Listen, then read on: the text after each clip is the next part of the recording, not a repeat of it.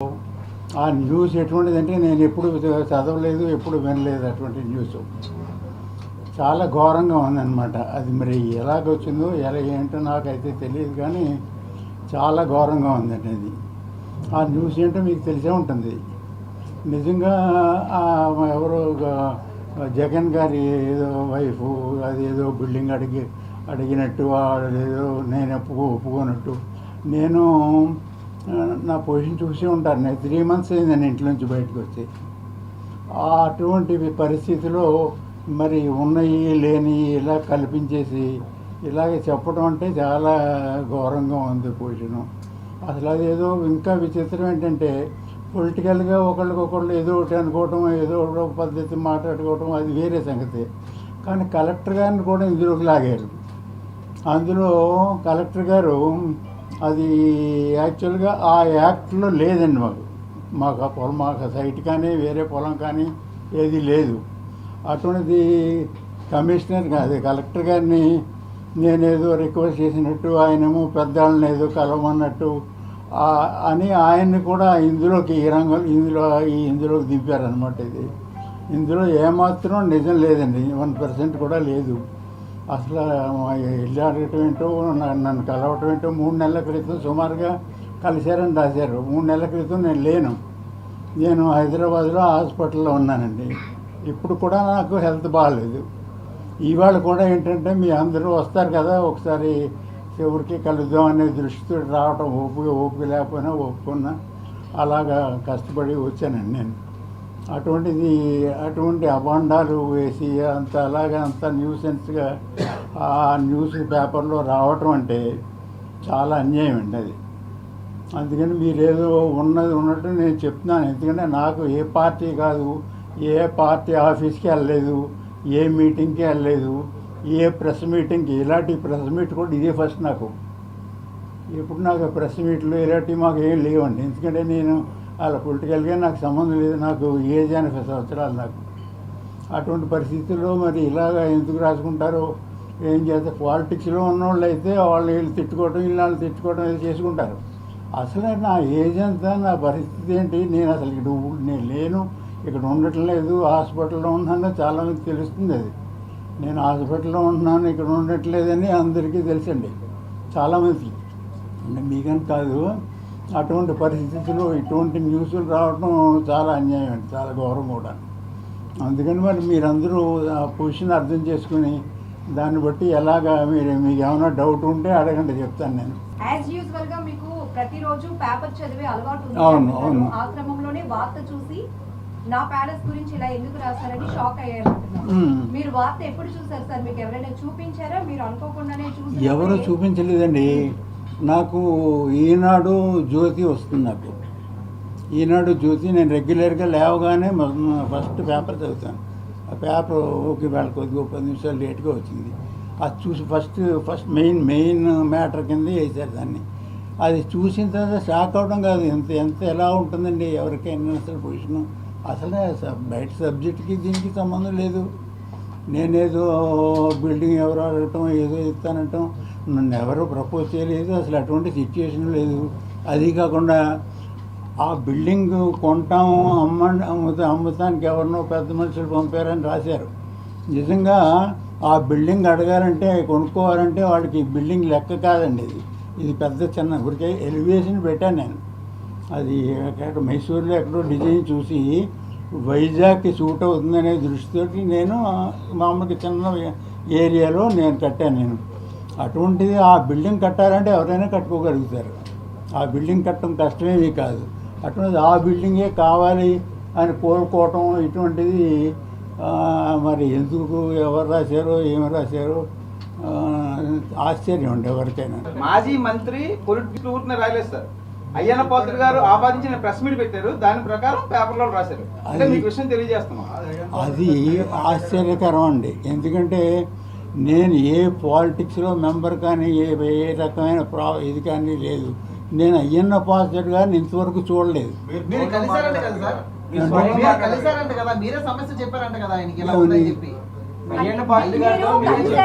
అంటే భారతి గారు కారులో వెళ్ళిపోతూ మీ ప్యాలెస్ చూసి ఆమె మనసు పడ్డారు, ఈ ప్రపోజల్ మీ దగ్గరికి తీసుకొచ్చారు, బేరసారాలు జరుగుతున్నాయి, మీరు ఒప్పుకోలేదు, మీకేమో నోటీసులు వచ్చాయి అనేది ఆరోపణ వినపడుతోంది. ఇది ఎంతవరకు క్లారిటీ? మీరు కలిశారు అని అయ్యన్న పాత్రుడు గారు అంటున్నారు. అసలు ఆరోపణలు అనేది 100% రాంగ్ అండి. తర్వాత అయ్యన్న పాత్రుడు గారు ఎవరో న్యూస్ ఇవ్వటానికి ఏదో ఇవ్వటానికి అయ్యన్న పాత్రుడు గారిని పేరు వింటుంది తప్ప నేను ఎప్పుడూ ఇంతవరకు చూడలేదు. ఎందుకంటే ఏ పార్టీలో ఏ లీడర్ని ఏదైనా పని ఉంటే మా పిల్లలు ఎవరో చూసుకుంటారు తప్ప నేను ఇంతవరకు చూడలే. పైగా ఆ చెప్పిన టైంలో నేను లేనండి, నేను హాస్పిటల్లో ఉన్నాను, ప్రూఫ్ కూడా ఉంది. ఇప్పుడు మీరు మీడియా ముఖంగా ఈ వార్తపై ఏదైతే మీరు షాక్ కి గురయ్యానన్న వార్తపై అవును, మీకు మీరుగానే వ్యక్తిగతంగా ఒక క్లారిటీ ఇవ్వాలని మీడియా ముందుకు వచ్చారా? ఏమైనా ఒత్తిళ్లు ఉన్నాయా? ఒత్తిడి నాకేముంటాయండి? నాకు ఏదైనా పార్టీ ఉంటే నాకు ఆ పార్టీ వాళ్ళ తరఫున ఎవరైనా నాకు ఫోర్స్ చేస్తే రాగలుగుతున్నాను తప్ప నాకు దీనికోసం అది కాకుండా మీరందరినీ నేను ఎప్పుడూ ఇలాగా మీట్ నేను చూడలేదండి. అది మీరు ఏ చూడలేదు, అకేషన్ పార్టీ రా వాళ్ళు పెట్టారు కదా సార్ ప్రెస్ మీట్ ఉంది రమ్మని. ఏమండి? మీకు పార్టీకి సంబంధం ఉందా? ఎవరెవరు? వైఎస్ఆర్ పార్టీకి మీకు సంబంధం ఉందండి? వైఎస్ఆర్ పార్టీ నాకు అది ఎవరు సంబంధం లేదు. ఎప్పుడో సుబ్బారెడ్డి గారు మాకు ఏదో వెంకటేశ్వర విగ్రహానికి సైట్ ఇస్తానంటే ఇప్పుడు అబౌట్ 1 year బ్యాక్ ఒక్కసారి కలిశాను అంతే తప్ప నాకు అందులో ఎవరు టచ్ లేదు, ఎవరు కనెక్షన్ లేదు. భారతి మేడం గారు మనుషులు ఎవరైనా మీ దగ్గరికి ఎవరండి? వచ్చారండి? ఎవరు భారతి మేడం గారు మనుషులు ఎవరైనా మీ దగ్గరికి వచ్చారా? ఎవరు రాలేదండి నాకు. ఇది 22లో ఉంది కదా ఈ బిల్డింగ్, ఏదండి?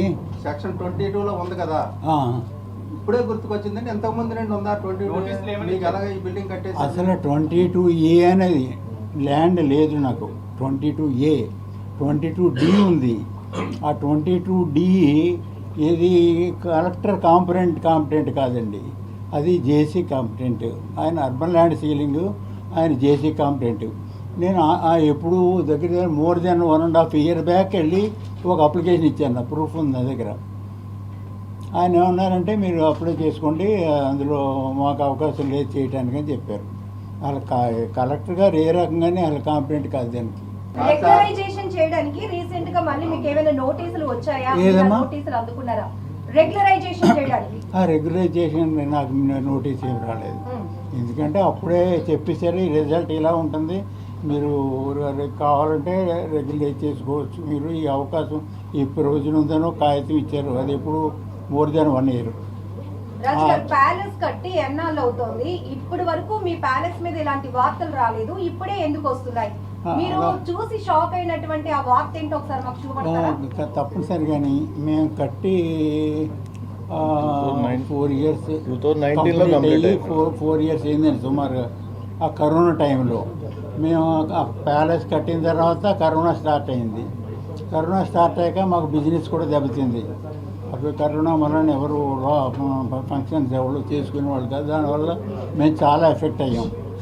అంతే తప్ప మాకు అది కావాలని కానీ ఎవరు కానీ అలా నన్ను అడగలేదు, మరి ఆ పొజిషన్ రాలేదు. మరి ఈ న్యూస్ ఎలా వచ్చిందో నాకు తెలియదు. సార్ ప్రెస్ మీట్ పెట్టాలని ఆలోచన ఎందుకు వచ్చింది సార్? ఏదండి? ప్రెస్ మీట్ పెట్టాలని ఆలోచన ఎందుకు వచ్చింది? నాకా ప్రెస్ మీట్ పెట్టాలని ఆలోచన ఎందుకు వచ్చిందంటే మార్నింగ్ నుంచి ఎన్ని ఫోన్లు, ఇంకా వాళ్ళ ఆ నెంబర్లు ఆ ఫోన్లు ఆ పేర్లు నేను చెప్పను, ఎన్నో ఫోన్లు వచ్చినాయి. మరి ఎలా తెలుసుకున్నారో నాకు తెలియదు. నాకు 2-3 ఫోన్లు ఎత్తాను, పలానా అన్నారు. నాకేమో సిక్ అండి, మాట్లాడలేను. అలాగా చేసి నేను ఫోన్ ఎత్తడం మానేశాను. ఇంకా ఆఖరిని ఏంటంటే ఈ ఫోన్ ఇలాగ మనకి వదిలేలా లేదు, ఏదో ఒకటి సమాధానం చెప్పాల్సిన రెస్పాన్సిబిలిటీ మనకు ఉంది కదా అని అప్పుడు మధ్యాహ్నం 1 గంట కుదురుతుందంటే కుదరట్లనుకున్నాం. సాయంకాలం 4 అయితే నేను ఆఫ్టర్ ఫుడ్ రెస్ట్ తీసుకుని రావచ్చు అనుకుని వచ్చాను అనమాట. పార్టీ వాళ్ళు పెట్టమంటే పెట్టారండి? ఏ పార్టీ వాళ్ళు పెట్టారు నాకు ఏ పార్టీ తెలియదు. పార్టీకి కానీ ప్రెస్ మీట్కి సంబంధం లేదు. పేరు అయ్యన్న పాత్రుడు గారు ఆ పలానా పార్టీ ఇదని తెలుసు తప్ప నేను ఆయన ఎప్పుడు చూడటం కానీ ఎప్పుడు మాట్లాడటం కానీ చేయలేదు. పైగా నేను చెప్తున్నాను, ఇంకోటి చెప్తున్నాను, ఎవరైనా పొలిటికల్గా కొంచెం పెద్దవాళ్ళు ఎవరైనా వస్తారు అని అంటే మా ఫంక్షన్ హాల్ ఏదైనా ఫంక్షన్ ఉంది వెళ్ళను. ఎందుకంటే ఏదో మాట్లాడించాలి, మనకి ఆ సబ్జెక్టు తెలియదు వాళ్ళకి పెద్దవాళ్ళు. కానీ నేను అసలు ఇప్పటి వరకు ఏ పొలిటీషియన్ పెద్దవాళ్ళు ఎవరిలో వచ్చినా నేను ఇంతవరకు ఏమండి మీకు ఆరోగ్యం బాగాలేదు. ఆరోగ్యం బాగాలేదు. తర్వాత మీరు ఎవరికో ఇంతవరకు మీరు ఏ మీడియా ముందుకు రాలేదు, ఎప్పుడు ఇటువంటి సమావేశాలు నిర్వహించలేదు, ఎక్కడ మీరు పాల్గొనలేదు. ఏది మీరు మీకు ఎవరో కూడా తెలియదు, మీడియా వాళ్ళు కూడా ఎవరో కూడా తెలియదు. తెలియటం అంటే ఇందులో నేనైతే గుర్తుపట్టలేను, కానీ అప్పుడప్పుడు మా పేపర్కి మీరు చందా ఇవ్వండి అని వచ్చిన వాళ్ళు ఉన్నారు. ఎంతో కొంత మేము ఏదో ఇవ్వటం. ప్రయాణ మాత్రమే మేము చర్య తీసుకుంటున్నాం. నెక్స్ట్ ఏమైనా యాక్షన్ తీసుకోబోతున్నారా? ఒక్కసారిగా మిమ్మల్ని ఎంత ఆందోళన ఏమైనా కోర్టు పరంగా ఎలాగా లీగల్గా ఏమైనా యాక్షన్ తీసుకుంటారా? లీగల్గా ఏమన్నా వెళ్తారని అడుగుతున్నాను. లీగల్గా నేను ఎప్పుడు కోర్టుకు వెళ్ళలేదు ఇంతవరకు. కాదు, ఇప్పుడు వెళ్తారా సార్? ఇప్పుడు వెళ్తారా అయ్యన్న పాత్ర పైన? ఇప్పుడు దేనికి ఇన్ఫర్మేషన్ వేసే ఏదండి ఇప్పుడు మీరు డ్యామేజ్ అయినట్టే కదా, పేపర్లు వేసారు, మరి అంతే కదా. అటువంటి పేపర్లో బోర్డు అని పడుతుంటాయండి. మహారాజా ఎందుకు పెట్టారు? అలా కాదు, అవునండి, మేము క్లారిఫై చేయాలి కదా. అవన్నీ మేమంటూ- ఎంత 80 సంవత్సరాలు వచ్చేసి ఇంకా ఏ పేపర్లో వేసేసో నేను ఏదో చెప్పేసో చెప్పలేను. కానీ మీరు అందరూ వచ్చారు కాబట్టి మీకు మీ డ్యూటీ ఏంటో మీరు నాకు అలా వెయ్యాలా వేయక్కర్లేదా ఏమనేది నాకు తెలియదు. నేనైతే డైరెక్ట్గా నా చేతిలో ఉన్నది కాదు అది. రాజు గారు ఎక్కువగా మిమ్మల్ని ఇబ్బంది పెట్టదలుచుకోలేదు. చూస్ చేసేస్తాం. చివరిగా ఏమైనా చెప్పాలనుకుంటున్నారా? నేను చివరిగా వేరే చెప్పేది ఏముందండి, ఇది అన్యాయం జరిగింది.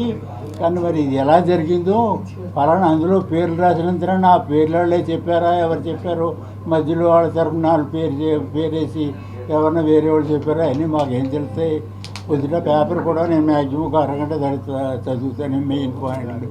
అంతకంటే పేపర్ చదివి ఓపిక కూడా లేదు నాకు. రాజుగారు పేపర్లో తప్పుడు వార్తలు రాశారు అని మీరే చెప్తున్నారు. అవును, ఆ తప్పుడు వార్తలను ఖండిస్తూ మీరేమైనా ఆ పేపర్ మీద కోర్టు కేసేసే ఆలోచనలో ఉన్నారా?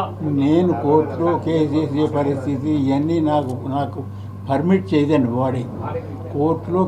కోర్టుకి వెళ్ళాలంటే ఫస్ట్ ఎవడో ఒకడు వెళ్ళాలి, లేకపోతే ఒకసారి ఎట్టండాలి, లేకపోతే ఎవడో లాయర్ని సరైన చూసుకోవాలి, ఇవన్నీ చూసుకోవాలి. అవన్నీ నాకు ఇప్పుడు అలా కోర్టుకి వెళ్ళడం వస్తే సగం మంది కోర్టుకే వెళ్తారు ఊళ్ళో జనం. కానీ అవన్నీ నేను చేయదలుచుకోలేదు. సార్, ఇప్పుడున్న పరిస్థితుల్లో మీ ప్యాలెస్ కి భవిష్యత్తులో కనుక ఇబ్బంది వస్తే మీరు కాపాడుకోగలరా ఈ వయసులో? ఇబ్బంది వచ్చినప్పుడు మనం కాలుకి దెబ్బ తగిలినప్పుడు ట్రీట్మెంట్ చేయించుకుంటాం. అంతేగాని మనకి కాలుకి దెబ్బ తగులుతుంది అనుకుని కాలుకు కట్టుకుని వెళ్ళాము. నిప్పు అదే కావచ్చు.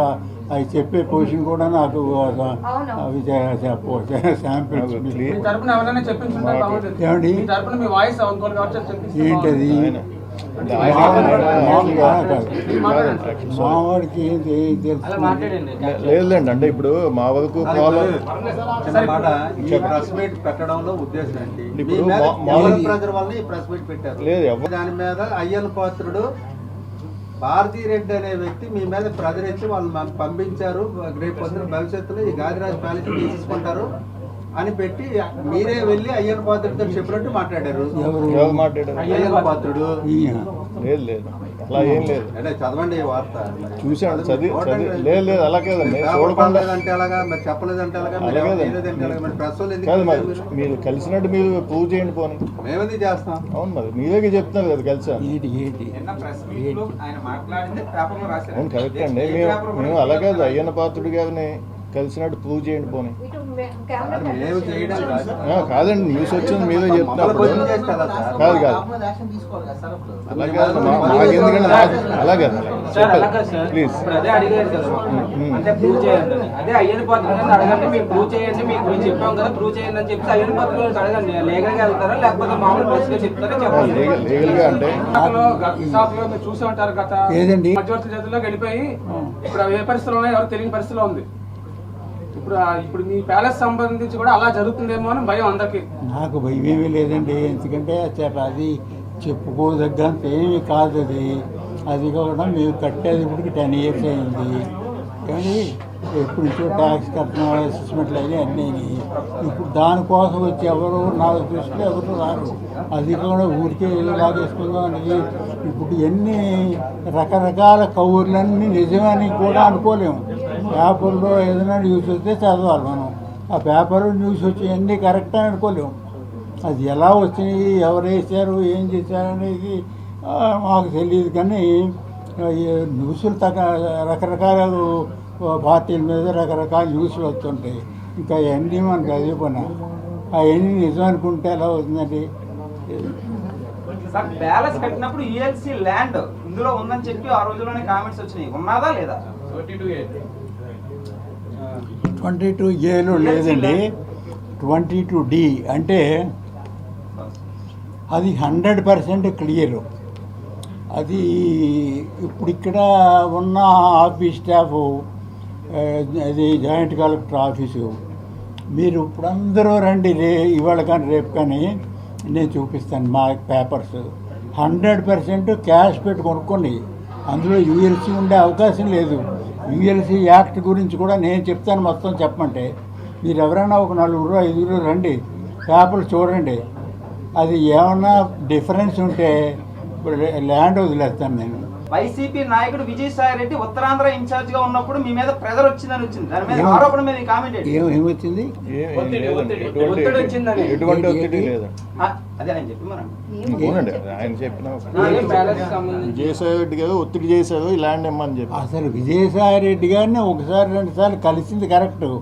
అప్పుడు ఒక అది ఎవరది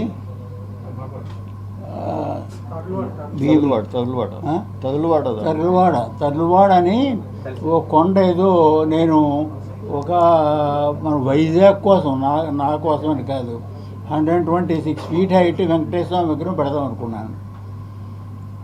విగ్రహం పెడతాను అనుకుంటే ఆయన దగ్గరికి ఫస్ట్ అప్లికేషన్ ఇచ్చాను నేను. ఇస్తే ఇంకెంత బ్రహ్మాండమైన పని, ఇంతకంటే మంచి పని ఏముంది అని చెప్పి నాకు ఆయన ప్రామిస్ చేశారు.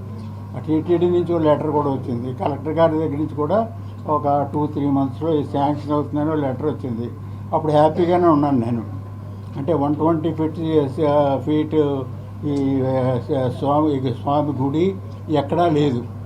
వైజాగ్కి మంచి ఇది మామూలుగాని. అంటే నేను ఏదైనా చేయాలంటే కొద్దిగా హైలైట్ అవ్వాలి అని, కెపాసిటీ ఉన్నా లేకపోయినా. ఆ తర్వాత ఏమైపోయింది, సిక్ అయిపోయాను. సరే, ఈ అంశం మీద కలిసారండి విజయసాయి రెడ్డి గారిని? ఈ అంశం మీద కలిసారా? ఏ అవసరం? ఈ ప్యాలెస్ విషయం మీద. అసలు ప్యాలెస్ గొడవ రాలేదు, ఎప్పుడు రాలేదండి. ప్యాలెస్ గొడవ ఇప్పుడు రాలేదు. ఆ వెంకటేశ్వర విగ్రహం కోసం సైట్ ఇమ్మని అడిగాను. అది ఆఖరిని డ్రాప్ అయిపోయాను నేను. ఎందుకంటే ఇంకా అప్పటికి హెల్త్ నాకు ఈ లివర్ ప్రాబ్లం వచ్చింది. ఇంకా నేను చేయగలిగే పరిస్థితి లేదు. సహనం చేసి వదిలేస్తే ఎవరో చేయగలిగేది కాదు. అది ఇంకా డ్రాప్ అయిపోయాను. కలెక్టర్ గారు ఇచ్చిన లెటర్ కూడా ఉంది.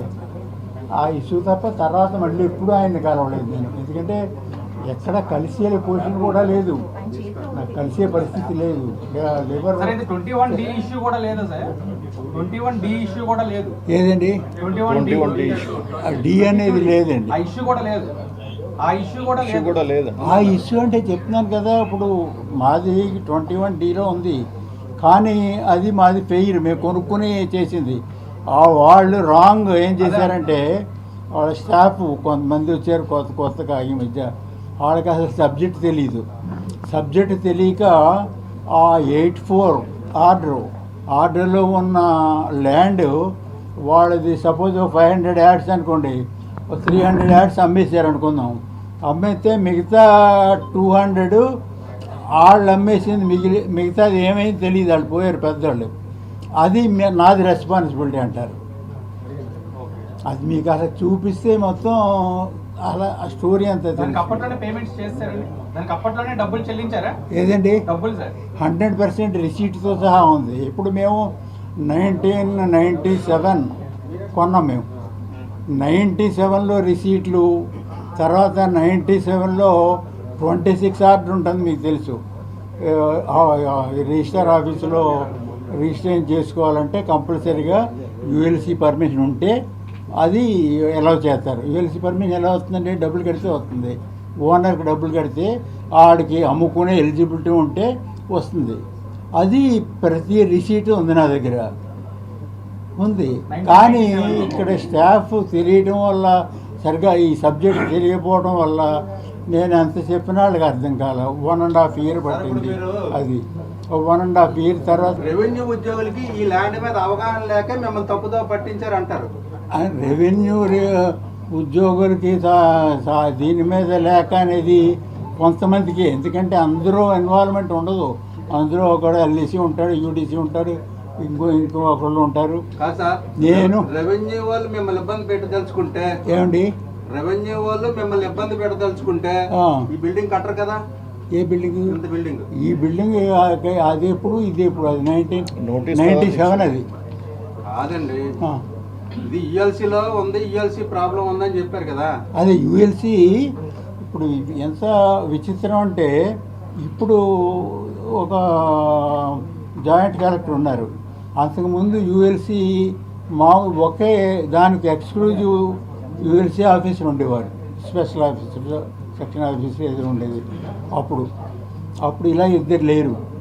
అప్పుడు ఉన్న యుఎల్సి ఆఫీసర్ ఎవరు, స్పెషల్ ఆఫీసర్ ఎవరు, ఆయన మా సైట్ డాక్యుమెంటు ప్రతి గజం వేసి ఇది నాన్ సర్ప్లస్ ల్యాండ్ అని మున్సిపల్ కమిషనర్కి రాశారు. మున్సిపల్ కమిషనర్ ఈయనకి రాశారు, యుఎల్సి ఆఫీసర్కి. అంటే మేము ల్యాండ్ రెగ్యులరైజేషన్ ఇదేదో పెట్టుకుంటూ ఉంటే ఆయన రాస్తే ఆయనకి రిప్లై ప్రతి గజం ఈ డాక్యుమెంట్ నెంబర్ వేసి మాకు అదే ఆయన కాగితం ఇచ్చారు. నేను అదో కాపీ తీసుకున్నాను. నేను ఇంత చిన్న 1% కూడా అందులో డీవియేషన్ లేదండి. ఆ డబ్బులు కట్టాను, అంతా చేశాను. ఇంతకాలం నుండి 22D ఎందుకు మీరు డిలీట్ చేయించుకోలేకపోతున్నారు? అసలు ఇంతకాలం డిలీట్ చేయించుకోవాల్సిన అవసరం ఎప్పుడు రాలేదు. ఎందుకంటే అది ఎప్పుడు వచ్చిందండి, ఆ జీవో నెంబర్ నాకు గుర్తులేదు. అది రెగ్యులరైజ్ చేసుకోవచ్చు కావాలంటే డబ్బులు కట్టుకుని అని వచ్చాను. వాళ్ళు ఏంది, అది 1 year 1.5 year అయింది. ప్రతి సంవత్సరం దాన్ని ఎక్స్టెండ్ చేస్తుంటున్నారు కదా సార్. అది ఇప్పుడు ఎలాగ ఉందంటే, అది మా ల్యాండ్లో సర్ప్లస్ ల్యాండ్ లేదు, ఒక స్పెషల్ ఆఫీసరు ఇందులో సర్ప్లస్ ల్యాండ్ లేదు, క్లియర్గా ఉంది అని లెటర్ ఇచ్చినప్పుడు నేను మళ్ళీ వెళ్ళాల్సిన అవసరం లేదు. అయితే ఈ 2-3 సార్లు చూసి పేపర్ అది ఇప్పుడు మన క్లియర్గా ఉందనుకోండి, మనం అసలు దాని జోలికి పోము. అది ఈ మధ్య యుఎల్సి తీశారు కదా, మధ్యలో చాలా కాలం తీయలేదు, ఎప్పుడు కూడా అది ఉంది. లేదు యుఎల్సి లేదు. సర్లేండి, పోనండి పెద్ద ఇష్యూ కాదు, ఏముందో లేదో అది మా దగ్గర క్లియర్గా ఉంది కదా అనే దృష్టితో ఊరుకున్నాను నేను. అది పత్రికలో వచ్చింది కదా, ఈనాడులో వచ్చింది కదా, అయ్యన్న పాత్రుడు గారి మీద కానీ ఈనాడు మీద కానీ మీరు ఏమైనా చర్యలు తీసుకుంటారా లేకపోతే ఎంతో ఆపేస్తారా? ఏదండి అసలు అయ్యన్న పాత్రుడు గారు తీసుకున్నారు. తర్వాత ఈ జ్యోతి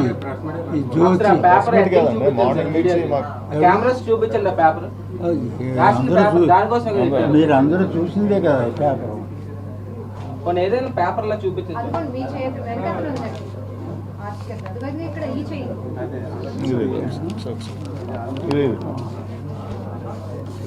చూపించండి కెమెరా చూపించండి.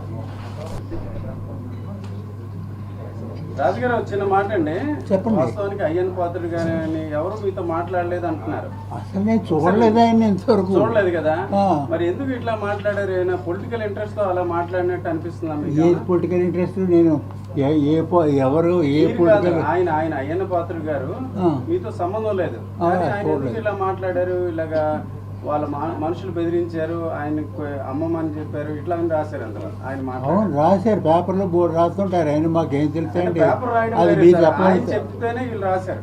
ఎవరు? అయ్యన్న పాత్రుడు గారు మాట్లాడితేనే పేపర్లో రాశారు. నిజమేనండి, అయ్యన్న పాత్రుడు గారు చెప్పారని పేపర్లో రాస్తే అది చూసి ఆయన చెప్పారని అనుకుంటాం మనం. అంతేగాని అందులో బోల్డ్ మంది ఉంటారు, అందులో ఎవరో ఒకడు పేరు వేస్తారు, ఒకడు నోరు పేరు వేస్తారు, ఇంకొకటికి జడిసిఐ ఆడ పేరు పెడితే నాకేం ప్రాబ్లం వస్తుందో అనుకుంటారు. అవన్నీ రకరకాల, అవన్నీ మాకు ఏం తెలుస్తాయి సామాన్యుడికి? మాకు సామాన్యుడికి ఏం తెలియవు అటువంటి. మీ బిల్డింగ్ గురించి రాశారు కదా, మరి మీరు ఏ ఉద్దేశంతో ఆయన ఇలా మాట్లాడినట్టు అనుకుంటున్నారు సార్ మీరు?